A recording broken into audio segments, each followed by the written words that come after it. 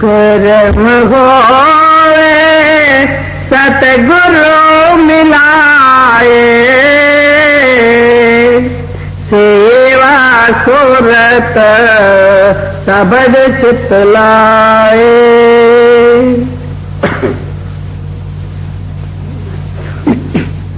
माज महला तीसरा। ಗುರುನಾನಕರ ನಂತರ ಮೂರನೇ ಪೀಠದಲ್ಲಿ ಬಂದಂಥ ಅಮರದೇವರ ವಾಕ್ಯ. ಅವ್ರು ಏನು ಹೇಳ್ತಾರಂದ್ರೆ, ಎಲ್ಲರಿಗೂ ಸದ್ಗುರು ಪ್ರಾಪ್ತ ಆಗಲ್ಲ, ಕೇವಲ ಯಾರಿಗೆ ಹಿಂದಿನ ಕರ್ಮಗಳು ಸಂಸ್ಕಾರಗಳು ಇದಾವೋ ಅವರಿಗೆ ಅವರು ಪ್ರಾಪ್ತ ಆಗ್ತಾರೆ. ಹಿಂದಿನ ಒಳ್ಳೆ ಸಂಸ್ಕಾರಗಳು ಇರಬೇಕು, ಒಳ್ಳೆ ಕರ್ಮಗಳು ಮಾಡಿರ್ಬೇಕು, ಹಿಂದಿನ ಜನ್ಮದಲ್ಲಿ ಸ್ವಲ್ಪ ಮಟ್ಟಿಗೆ ಆದರೂ ಭಕ್ತಿ ಮಾಡಿರ್ಬೇಕು. ಅಂಥವ್ರಿಗೆ ಮಾತ್ರ ಈ ಜನ್ಮದಲ್ಲಿ ಸದ್ಗುರುಗಳು ಪ್ರಾಪ್ತ ಆಗ್ತಾರೆ.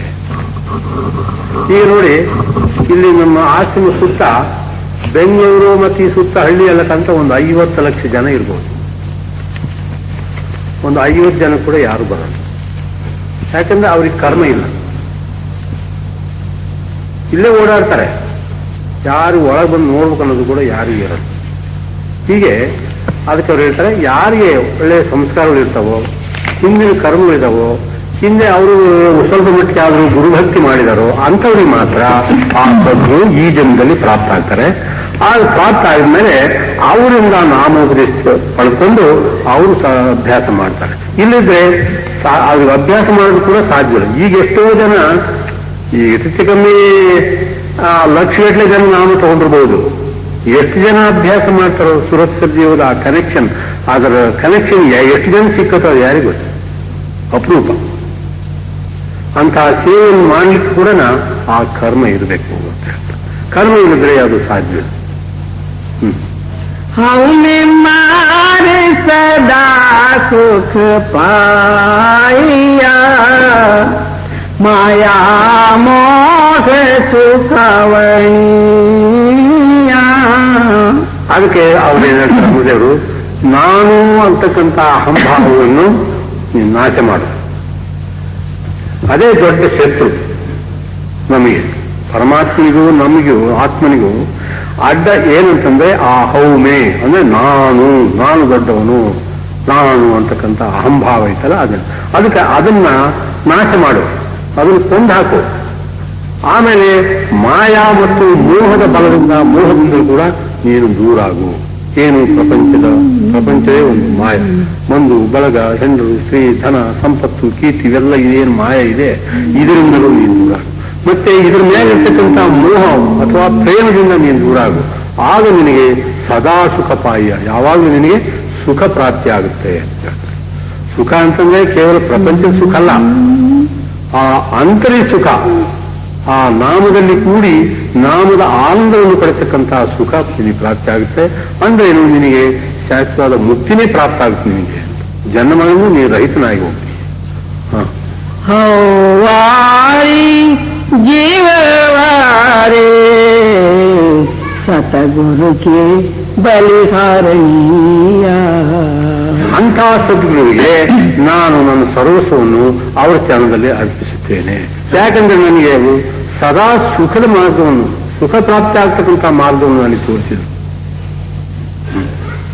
ಗುರುಮತಿ परगास होया जे अनदिन हर गुण गावनीಯ.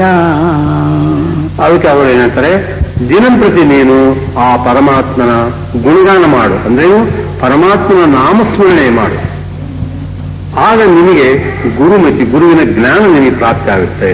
ಗುರುವಿನ ಜ್ಞಾನ ಅಂದ್ರೆ ಆ ನಾಮದ ಅನುಭವ, ನಾಮದ ಆನಂದವನ್ನು ಪಡೆಯದೇ ಗುರುವಿನ ಜ್ಞಾನ, ಗುರುವಿನ ಮತಿ.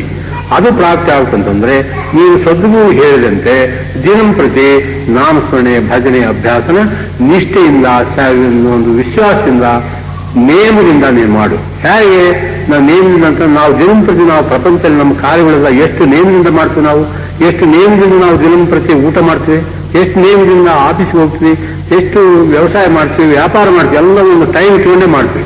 ಅದೇ ರೀತಿ ಈ ನಾಮಸ್ಮರಣೆ ಮಾಡೋದು ಕೂಡ ಒಂದು ಟೈಮ್ ಸದ್ಗುರು ಹೇಳ್ತಾರೆ, ಬೆಳಗಿನ ಜಾವ 3 ರಿಂದ 6 ನೀನು ಮಾಡು ಅಂತ. ಆ ರೀತಿ ಮಾಡಿದಾಗ ನಿನಗೆ ಗುರುವಿನ ಜ್ಞಾನ ಪ್ರಾಪ್ತ ಆಗುತ್ತೆ.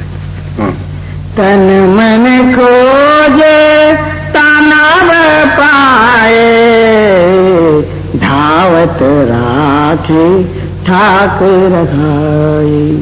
ಅಂದ್ರೆ ಏನ್ ಹೇಳ್ತಾರೆ, ನೀನು ಹೇಗೆ ಈ ನಾಮವನ್ನು ನೀನು ಪ್ರಾಪ್ತ ಆಗುತ್ತಂತಂದ್ರೆ ತನುಮನ ಶರೀರ ಮತ್ತು ಮನಸ್ಸನ್ನು ನಿಲ್ಲಿಸಿ, ಅದು ಯಾಕಂದ್ರೆ ಮನಸ್ಸು ಓಡಾಡ್ತಕ್ಕಂಥದ್ರ ಸ್ವಭಾವ ಇದೆ. ಶರೀರವನ್ನು ಕೂಡ ಕದಲಿಸಬಾರ್ದು. ಶರೀರ ಕದಲಿಸ್ದಂಗೆ ಮನಸ್ಸನ್ನು ಕದಲಿಸ್ದಂಗೆ ಸ್ಥಿರಪಡಿಸಿ ನೀನು ಶೋಧನೆ ಮಾಡುವ ಅಂತರದಲ್ಲಿ ಅವರು तन मन खोजे तानाव पाए धावत राखी ठाकुर है. ಆಗ ಹಾಗೆ ನೀನು ನಾಮವನ್ನು ಶೋಧನೆ ಮಾಡು. ಹೇಗೆ ಅಂತಂದ್ರೆ ನಿನ್ನ ಮನಸ್ಸನ್ನು ಭೂಮಧ್ಯದಲ್ಲಿ ನಿಲ್ಲಿಸು, ಸ್ಥಿರವಾಗಿ ಅಲ್ಲಿ ನಿಲ್ಲಿಸಿ ನೀನು ಆ ನಾಮವನ್ನು ಅಂತರದಲ್ಲಿ ಶೋಧನೆ ಮಾಡು. गुरु की बाणी अनदिन गावे सहजे भगति करवनीय. ಸಹಜವಾದಂತಹ ಭಕ್ತಿ ಯಾವುದು ಅಂತಂದ್ರೆ ಅವ್ರು ಹೇಳೋದು, ನೀನು ಗುರು ಕೊಟ್ಟಂತಹ ನಾಮವನ್ನು ನೀನು ಅನುದಿನ ಯಾವಾಗಲೂ ದಿನಂಪ್ರತಿನ ನೀನು ಸಾಧನೆ ಮಾಡು, ಅಭ್ಯಾಸ ಮಾಡು ಅವ್ರು ಹೇಳಿದಂತಾನೆ. ಅದೇ ನಿಜವಾದಂತಹ ಭಕ್ತಿ. ಇದು ಹೊರಗಡೆ ಏನೇನು ನಾವು ದೇವರುಗಳು ಟೆಂಕ ಹೊಡೆಯೋದು, ಬಾಳೆಹಣ್ಣು ಕೊಡೋದು, ಆರತಿ ಮಾಡೋದು ಇವೆಲ್ಲ ಭಕ್ತಿಗಳು. ಅಥವಾ ಗುರುಗಳು ಕರ್ಕೊಂಡು ಪಾಪೂಜೆ ಮಾಡಿ ಏನಾದ್ರು ಸಿಹಿ ತಿಂಡಿಗಳು ಕೊಟ್ಟು ನಾವು ತಿಂದು ಹೋಗೋದು, ಅದು ಭಕ್ತಿ ಅಲ್ಲ. ನಿಜವಾದ ಭಕ್ತಿ ಆದಂತೆ ಸದ್ಗುರುಗಳು ಕೊಟ್ಟಂತಹ ನಾಮಸ್ಮರಣೆಯನ್ನು ನೇಮದಿಂದ ನಾಮ ಸ್ಮರಣೆ ಮತ್ತು ಸಾಧನೆ ಮಾಡೋದನ್ನೇ ನಿಜವಾದ ಭಕ್ತಿ. ಅದೇ ಸಹಜವಾದ ಭಕ್ತಿ. ಯಾಕಂದ್ರೆ ಆ ನಾಮವೂ ಸಹಜವಾಗಿದೆ, ಅದು ಯಾರು ಸೃಷ್ಟಿ ಮಾಡಿದ್ದಲ್ಲ. ಆ ಸಹಜವಾದ ನಾಮದ ಸಾಧನೆ ಮಾಡೋದನ್ನೇ ಸಹಜವಾದಂತ ಭಕ್ತಿ. ಇದು ಹೊರಗಿನ ನಾವು ಮಾಡೋದಲ್ಲ, ಬರೇ ಡಂಬಾಚಾರ ಭಕ್ತಿಗಳು. ಅವುಗಳಿಂದ ಏನು ಮುಕ್ತಿ ಸಿಗಲ್ಲ. इस काया अंदर बसत गसंका गुरुमुख साच मिले तावे. ಈ ಶರೀರ ಏನ್ ಹೇಳ್ತಾರೆ, ಈ ಶರೀರದಲ್ಲೇನೆ ಅಸಂಖ್ಯವಾದ ಸಂಪತ್ತಿದೆ. ಅದು ಇಷ್ಟೇ ಅಂತ ಹೇಳಲಿಕ್ಕಾಗಲ್ಲ. ಎಲ್ಲ ಇದರಲ್ಲೇನೆ ನೋಡಿ, ಸ್ವರ್ಗ ವೈಕುಂಠಾದಿಗಳಿದ್ದಾವೆ, 33 ಕೋಟಿ ದೇವಂತರಿದ್ದಾವೆ. ಆ ಪರಮಾತ್ಮನು ನಮ್ಮ ಆತ್ಮನು ತನ್ನ ಮೂಲ ದೇಶಕ್ಕೆ ಹೋಗತಕ್ಕಂಥ ಮಾರ್ಗ ಇದೆ. ಅದಕ್ಕೆ ಶಬ್ದ ಮಾರ್ಗ ಅಥವಾ ನಾಮ ಮಾರ್ಗ ಇದೆ. ಇಂಥ ಇದನ್ನ ಶರೀರದಲ್ಲಿರ್ತಕ್ಕಂಥ ನೀನು ಶೋಧನೆ ನೀನು ನೋಡಬೇಕು, ನಿನಗೆ ಅನುಭವಕ್ಕೆ ಬರ್ಬೇಕಂತಂದ್ರೆ ನೀನು ಆ ಸದ್ಗುರುವಿನ ಕೃಪೆಯಿಂದಲೇ ನೀನು ಅದನ್ನು ಪಡ್ಕೋಬೇಕು. ಸದ್ಗುರು ತೋರಿಸಿದಾಗ ನಮಗೆ ಅವು ಪ್ರಾಪ್ತ ಆಗ್ತದೆ. ನಾವು ಈ ಕಣ್ಣುಗಳಿಂದ ನೋಡ್ತೀವಿ ಅಂದ್ರೆ ಏನು ಸಾಧ್ಯ ಇಲ್ಲ. ಅವು ಸದ್ಗುರು ಏನ್ ಮಾಡ್ತಾರೆ, ಅಂತರದಲ್ಲಿ ನಿಮ್ಗೆ ಒಂದು ಕಣ್ಣಿದೆ, ದಿವ್ಯ ನೇತ್ರ, ಅದನ್ನು ತೆರೆದು ನೀನು ಮೇಲಿಂದ ಬರ್ತಕ್ಕಂಥ ಶಬ್ದ ಅಥವಾ ನಾಮದಲ್ಲಿ ನೀನು ಕೂಡು. ಅದನ್ನು ಆ ನಾಮದ ಮಾರ್ಗದಿಂದ, ಅದಕ್ಕೆ ಸುರಶಬ್ದ ಯೋಗ ಅಂತಂತಾರೆ, ಆ ಮಾರ್ಗದಲ್ಲಿ ನೀನು ಹೋಗು, ಎಲ್ಲ ನಿನಗೆ ಪ್ರತ್ಯಕ್ಷ ಕಾಣುತ್ತೆ ಅಂತ ಹೇಳ್ತಾರೆ. नौ दरवाजे दसवे मुक्ता अनहद सबद ವಜವನೀಯ. ಆ ಅನಹತ್ ಶಬ್ದ ಅಥವಾ ಸತ್ನಾಮ ಯಾವಾಗ 24 ಗಂಟೆ ನಿರಂತರ, ಏನದಕ್ಕೆ ರೆಸ್ಟೇ ಇಲ್ಲ, ಆ ರೀತಿ ಗರ್ಜನೆ ಮಾಡ್ತಾ ಇದೆ. ನೀನು ಏನ್ ಮಾಡ್ಬೇಕಂತಂದ್ರೆ ಕೆಳಗಿನ 9 ದ್ವಾರಗಳನ್ನು ಮುಚ್ಚಿ 10ನೇ ದ್ವಾರದಲ್ಲಿ ನಿಂತು ಆ ಮೇಲಿಂದ ಬರ್ತಕ್ಕಂಥ ಆ ಅನಹತ್ ಶಬ್ದವನ್ನು ನೀನು ಕೇಳು. ಆ ಶಬ್ದ ಅಲ್ಲಿ ಮಾಡೋರು ಯಾರು ಇಲ್ಲ, ತಾನು ಸ್ವಯಂಭೂ ಇದೆ ಆ ಶಬ್ದ. ಅಂತ ಆ ಶಬ್ದವನ್ನು ನೀನು ಕೇಳು. सच्चा साहिब सचिनाए गुरु पर सारी मन वसाई. ಪರಮಾತ್ಮನು ಸತ್ಯ, ಶಾಶ್ವತವಾದಂಥವನು, ಸ್ವಯಂಭೂ. ಯಾರಿಂದ ಯಾರು ಹುಟ್ಟಿಸ್ತಾರಲ್ಲ ಪರಮಾತ್ಮನ, ಇಲ್ಲಿ ನಾವು ಪ್ರಪಂಚದಲ್ಲೇ ಹುಟ್ಟೋದು ಸಾಯೋದು ಇದೇ ಇದ್ದಾವೆ. ಅಲ್ಲಿ ಪರಮಾತ್ಮ ಎಂದು ಸತ್ತಲ್ಲ, ಹುಟ್ಟಿಲ್ಲ, ಅವನು ಸ್ವಯಂಭೂ ಆಗಿದ್ದಾನೆ. ಅಂಥ ಪರಮಾತ್ಮನೂ ಸತ್ಯ, ಆತನ ನಾಮವೂ ಸತ್ಯ. ಈ ಎರಡು ನಮಗೆ ಪ್ರಾಪ್ತ ಆಗುತ್ತಂತಂದ್ರೆ ಏನ್ ಹೇಳ್ತಾರೆ, ಸಚ್ಚ ಸಾರ್ ಸಚ್ಚೆ ನಾಯಿ ಗುರು ಪ್ರಸಾದಿ ಮನ್ವ. ಆ ಗುರುಪ್ರಸಾದದಿಂದ ಅವು ನಮ್ಮ ಮಾನಸಿನಲ್ಲಿ, ನಮ್ಮ ಹೃದಯದಲ್ಲಿ ಪ್ರಕಟ ಆಗ್ತದೆ. ಪ್ರಶ್ನೆ ಗುರುಪ್ರಸಾದ ಅಂದ್ರೆ ಅವರ ಕೃಪೆ, ಅವರು ನಮಗೆ ತೋರಿಸಿದಾಗ ನಮಗೆ ಅವು ಪ್ರಕಟ ಆಗ್ತವೆ. ಅನುದಿನ ಸದಾ ರಹೇ ರಂಗರಾತ ದರ ಸಚೆ ಸೋಜಿ ಪಾವನೀಯ. ಅದಕ್ಕೋಸ್ಕರ ನೀನು ಈ ರೀತಿ ಆ ನಾಮಸ್ಮರಣೆ ನಾಮವಂತೂ ಸದ್ಯ ನಾಮದ ಸಾಧನೆಯನ್ನು ಮಾಡಿ ನೀನು ಆ ನಾಮದ ಬಣ್ಣದಲ್ಲಿ ಕೂಡಿಬಿಡು. ಬಣ್ಣದಲ್ಲಿ ಕೂಡಿ ಅಂದ್ರೆ ನಾಮರೂಪ ಆಗಿಬಿಡು ಅಂತ. ಅಲ್ಲಿ ನಾನು ಅನ್ನೋದಿಲ್ಲಂಗೆ ನಾಮರೂಪ ಆಗಿಬಿಡು ನೀನು. ಆಗ ನೀನು ಸತ್ಲೋಕ ದರ್ಬಾರ್ ಪರಮಾತ್ಮನ ಅಥವಾ ಸತ್ಪುರುಷನ ದರ್ಬಾರ್ನಲ್ಲಿ ಹೋಗಿ, ಅದು ಸತ್ಯ ದರ್ಬಾರ್ನಲ್ಲಿ ಹೋಗಿ ನೀನು ಅಲ್ಲಿ ಶೋಭಾಯಮಾನವಾಗಿ ಕಾಣ್ತಿ. ಮತ್ತು ಅಲ್ಲಿಗೂ ನಿನಗೆ ಸತ್ಪುರುಷನಿಗೂ ನಿನಗೆ ಸನ್ಮಾನ ಪ್ರಾಪ್ತ ದೊರೆಯುತ್ತದೆ ಅಂತ. ಸನ್ಮಾನ, ನನ್ನ ಆತ್ಮನು ನನ್ನ ಅಂಶವಿದ್ದಂಥವನು ಎಲ್ಲೋ ಆ ಪಿಂಡ ಲೋಕದಲ್ಲಿ ಮುಕ್ತಿ ಲೋಕದಲ್ಲಿ ಹೋಗಿ ಈಗ ನನ್ನ ಲೋಕಕ್ಕೆ ಬಂದ ಅಂತೇಳಿ ಅವನು ನಿನ್ನ ಸನ್ಮಾನದಿಂದ ಒಳ್ಳೆ ಪ್ರೇಮದಿಂದ ಸ್ವೀಕರಿಸ್ತಾನೆ. ಪಾಪ ಪುಣ್ಯ ಕಿ ಸಾರನ ಜಾಣಿ ತುಜೆ ಲಾಗಿ ಭರಮ ಬುಲಾಣಿ. ಮತ್ತು ನಾವು ಏನು ಪಾಪ ಪುಣ್ಯ ಅಂತೇಳಿ ಏನಾದ್ರು ಪಾಪ ಮಾಡ್ತೀವಿ, ಆ ಪಾಪ ಪರಿಹಾರಕ್ಕಾಗಿ ಪುಣ್ಯ ಮಾಡೋದು ಅಂತೀವಿ. ಇವೆಲ್ಲದರ ರಹಸ್ಯ ನಿನಗೆ ಗೊತ್ತಿಲ್ಲ ಅಂತ ಹೇಳ್ತಾರೆ. ಪಾಪ ಮಾಡಿದ್ರೆ ಕೀಳು ಜನ್ಮವೂ ಸಿಗ್ತವೆ, ಪುಣ್ಯ ಮಾಡಿದ್ರೆ ಒಳ್ಳೆ ಜನ್ಮ ಸಿಗ್ಬಹುದು, ಒಳ್ಳೆ ಶ್ರೀಮಂತರ ಮೇಲೆ ಹುಟ್ಟಬಹುದು, ರಾಜರ ಮೇಲೆ ಹುಟ್ಟಬಹುದು, ಸ್ವರ್ಗ ವೈಕುಂಠ ಆದರೂ ಸಿಗ್ಬಹುದು. ಆದ್ರೂ ಜನ್ಮರಣದಿಂದ ಮುಕ್ತ ಆಗಕ್ಕಾಗಲ್ಲ. ಅದಕ್ಕೋಸ್ಕರ ಇದರ ರಹಸ್ಯ ತಿಳಿದಲೇ ಜನರು ಭ್ರಮೆಯಿಂದ, ಅಜ್ಞಾನದಿಂದ, ಮರವಿನಿಂದ, ದ್ವಂದ್ವದಿಂದ ಕೆಲವು ಕರ್ಮಗಳು ಮಾಡ್ತಾ ಇದ್ದಾರೆ ಅಂತ. ಅಜ್ಞಾನಿ ಅಂಧ ಮಗನ ಜಾಣೆ ಫಿರ ಫಿರ ಅವಣಿ ಜವಣೀಯ. ಈ ಅಜ್ಞಾನಿ ಕೂಡರು ಈ ರಹಸ್ಯ ತಿಳ್ಕೊಳ್ಳೋದಾದರೆ ಅವರು ಪುನಃ 84 ಲಕ್ಷ ಜೀವನ ಭ್ರಮ ಮಾಡ್ತಾ ಬರ್ಬೇಕಾಗ್ತದೆ. ಗುರು ಸೇವಾತೆ ಸದಾ ಸುಖ ಪಾಯ ಹೌ ಮೇ ಮೇರಾ ಠಾಕುರ ಕಾಯಿ.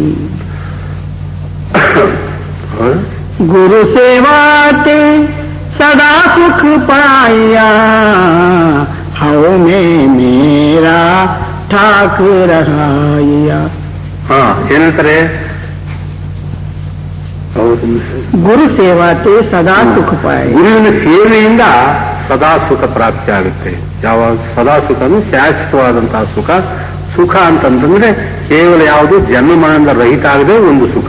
ಯಾಕಂದ್ರೆ ಜನನ ಮರಣದಷ್ಟು ದುಃಖ ಬೇರೆ ಯಾವ ದುಃಖನೂ ಇಲ್ಲ. ಅಂಥ ದುಃಖದಿಂದ ನಾವು ಪಾರಾಗಬೇಕಂತಂದ್ರೆ ಅದು ಯಾವಾಗಲೂ ಆ ನಾಮಸ್ಮರಣೆಯಿಂದಲೇ ಅದು ಪ್ರಾಪ್ತ ಆಗುತ್ತೆ.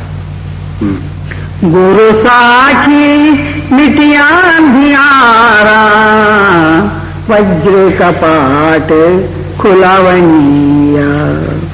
ಆ ಗುರುವಿನ ಸಹಾಯದಿಂದಲೇ, ಗುರುವಿನ ಪ್ರಸಾದದಿಂದಲೇ ಆ ನಮ್ಮಲ್ಲಿರ್ತಕ್ಕಂಥ ಅಜ್ಞಾನ ರೂಪವಾದಂತಹ ಅಂಧಕಾರ ಕತ್ತಲು ದೂರ ಆಗುತ್ತೆ. ಅದು ಆಗ ನಮಗೆ ಅಲ್ಲಿನ ಆನಂದ ನಮಗೆ ಪ್ರಾಪ್ತ ಆಗುತ್ತೆ. ಹೌ ಮೇ ಮಾರ ಮನವಸಾಯ ಗುರುಚರಣಿ ಸದಾ ಚಿತ್ತಲಾಯ. ಈಗ ನಾನು ಅಂತಕ್ಕಂಥದ್ನ ನಾಶ ಮಾಡಿ ಅಥವಾ ಕೊಂದು ಅಂದ್ರೆ ಆ ನಾನು ಎಂಬ ಅಹಂಭಾವವನ್ನು ಬಿಟ್ಟು ನೀನು ಆ ಅಂತರಿ ಗುರುವಿನ ಚರಣದಲ್ಲಿ ನಿನ್ನ ಚಿತ್ತವನ್ನು ಕೂಡಿಸುವುದು. ನಾವೇನ್ ಮಾಡ್ತೀವಿ? ಅದು ಬಿಟ್ಬಿಟ್ಟು ಅಂತರಿ ಗುರುವಿನ ಚರಣವನ್ನು ನಾವೇನು ಅದನ್ನು ನೋಡ್ಲಿಕ್ಕೆ ಆಗಲ್ಲ. ಆದ್ರೆ ನಾವೇನ್ ಮಾಡ್ತೀವಿ? ಯಾವುದೋ ಒಂದು ಮನೆ ಗುರುವೋ ಅಥವಾ ಜಗದ್ಗುರುವೋ ಯಾರಾದ್ರೂ ಒಬ್ರು ಬ್ರಾಹ್ಮಣರೋ ಜಂಗಮರೋ ಕರ್ಕೊಂಬಂದು ಅವ್ರಿಗೆ ಪಾದ ಪೂಜೆ ಮಾಡಿ ನಾವು ಗುರುಚರಣ ಪೂಜೆ ಮಾಡಿದ್ವಿ ಅಂತ. ಅದಲ್ಲ ನಿಜ ಪೂಜೆ.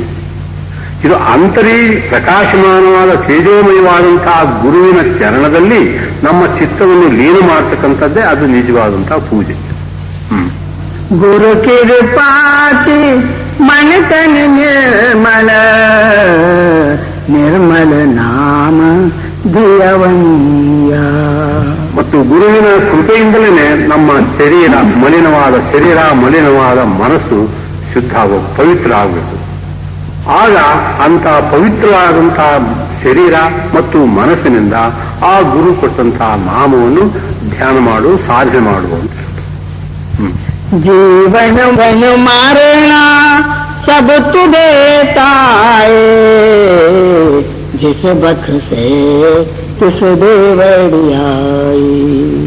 ಸದ್ಗುರುವೇ ಅಥವಾ ಪರಮಾತ್ಮನೇ ಎಲ್ಲ ನನ್ನ ಹುಟ್ಟು ಸಾವು ಎಲ್ಲ ನಿನ್ನ ಕೈಯಲ್ಲಿ ಇದೆ, ನನ್ನಲ್ಲಿ ಏನಿಲ್ಲ. ಯಾಕಂತಂದ್ರೆ ನಾವು ಹುಟ್ಟೋದಕ್ಕೂ ಸಾಯೋದಕ್ಕೂ ನಮ್ಮ ಕೈಯಲ್ಲಿ ಯಾವುದಿಲ್ಲ. ಯಾಕಂದ್ರೆ ಅವನು ಇಷ್ಟೇ ಆಯುಷ್ಯ, ಇಷ್ಟೇ ಅನ್ನ, ಇಷ್ಟೇ ನೀರು ಅಂತ ಕೊಟ್ಟು ಕಳಿಸುತ್ತಾನೆ.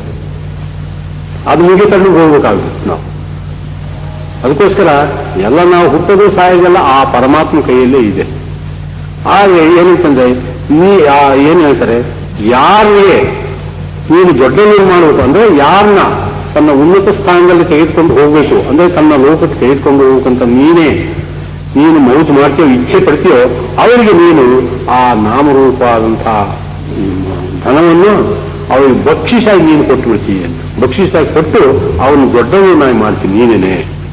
ನಾನು ದೊಡ್ಡವನಾಗ್ತಂದ್ರೆ ನನಗೆ ಸಾಧ್ಯವಿಲ್ಲ. ನಾನು ಸಾಧನೆ ಮಾಡಿ ನಾನು ಅದರ ಫಲ ಪ್ರಾಪ್ತಿ ಮಾಡ್ಕೊಂಡು ನನಗೆ ಸಾಧ್ಯವಿಲ್ಲ. ನಿನ್ನ ಹುಟ್ಟು ಸಾವಿನ ಕೂಡ ನಿನ್ನ ಕೈಯಲ್ಲಿ ಇದೆ. ಎಲ್ಲ ನೀನೇ ಒಂದು ಒಂದು ಬಹುಮಾನವಾಗಿ ನೀನೇ ಕೊಡಬೇಕಾಗ್ಲಿ ನನ್ನಿಂದ ಸಾಧ್ಯ ಇಲ್ಲ. नानक नाम ध्याय सरातो जमन मरण ಸವರಣೀಯ. ಅದು ಕಡೆಗೆ ಏನ್ ಹೇಳ್ತಾರೆ, ನೀನು ಆ ಸದ್ಗುರು ಕೊಟ್ಟಂತಹ ನಾಮವನ್ನು ಸದಾ ಯಾವಾಗಲೂ ನಾಮಸ್ಮರಣೆ ಮಾಡು. ಈಗ ನಾವು ಏನು ಬೇಕಾದ ಪ್ರಪಂಚದ ವ್ಯವಹಾರಗಳಲ್ಲಿರಲಿ, ಅಂತರದಲ್ಲಿ ಆ ನಾಮಸ್ಮರಣೆ ಮಾಡೋದಕ್ಕೆ ಏನು ಅಡ್ಡಿ ಇಲ್ಲ. ಅದಕ್ಕೋಸ್ಕರ ಅವ್ರು ಹೇಳ್ತಾರೆ, ನೀನು ಯಾವಾಗಲೂ ಆ ನಾಮಸ್ಮರಣೆ ಮಾಡು, ಆಗ ನೀನು ಜನ್ಮ ಮರಣದಿಂದ ರಹಿತನಾಗ್ತಿ. ಇದು ಒಂದೇ ಮಾರ್ಗ.